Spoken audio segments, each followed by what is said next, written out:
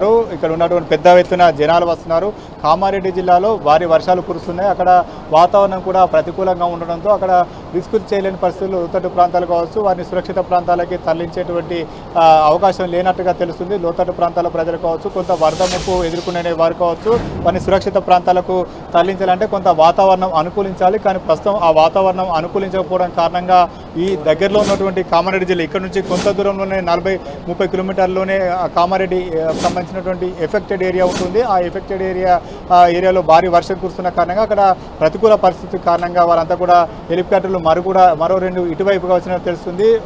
కొంత వాతావరణం అనుకూలిస్తే మాత్రం ఈ 4 హెలికాప్టర్లు తిరిగి కామారెడ్డి జిల్లాలో కొంత వర్ష ప్రభావిత ప్రాంతాల్లో చిక్కున్న వారిని రెస్క్యూ చేసి కాపాడే అవకాశం ఉంటుంది. ఇక్కడ దరిదాపులోనే కొంత దూరంలోనే మరికొంతమంది వరదలో చిక్కున్నట్టు తెలుస్తుంది. వారిని ఎన్డీఆర్ఎస్ బృందాలు బోటు ద్వారా బయటకు తీసుకొచ్చేటువంటి ప్రయత్నం చేస్తున్నాయి. ఇక్కడ ఉన్నటువంటి లేబర్ను కూడా ప్రస్తుతం అయితే బయటికి తీసుకువచ్చినట్లుగా విజువల్స్లో చూస్తే మనకు ఒక క్లారిటీ వస్తుంది. హెలికాప్టర్ కూడా ఇక్కడ నుంచి వెళ్ళిపోతుంది. మరొక హెలికాప్టర్ కూడా అక్కడే పరిస్థితిని పర్యవేక్షిస్తున్నట్టు తెలుస్తుంది. వాతావరణం అనుకూలించకపోవడంతో కొన్ని హెలికాప్టర్లు సేఫ్, ఇక్కడ ల్యాండ్ సేఫ్ ఉంటేనే హెలికాప్టర్లు ల్యాండ్ అవుతాయి కాబట్టి హెలికాప్టర్లు సేఫ్ ల్యాండ్ చూసుకొని అవన్నీ కూడా ల్యాండ్ అవుతున్న పరిస్థితి. ఇప్పుడు ప్రస్తుతం అయితే కామారెడ్డి జిల్లాలోని ఎల్లారెడ్డి, అదేవిధంగా బాన్స్వాడ ఈ ప్రాంతాల్లో ఇంకా కూడా వర్షాలు కురుస్తున్నటువంటి పరిస్థితి. అక్కడ ఉన్నటువంటి పరిస్థితిని ఎప్పటికప్పుడు సీఎం రేవంత్ రెడ్డి ఆరా తీస్తున్నారు. ఈ ప్రాంతంలో కొంత వర్షాలు తగ్గితే ఏరియల్ సర్వే చేయాలని చెప్పి సీఎం కూడా భావించినట్టుగా తెలుస్తుంది. అయితే ప్రస్తుతం ఉన్నటువంటి పరిస్థితుల్లో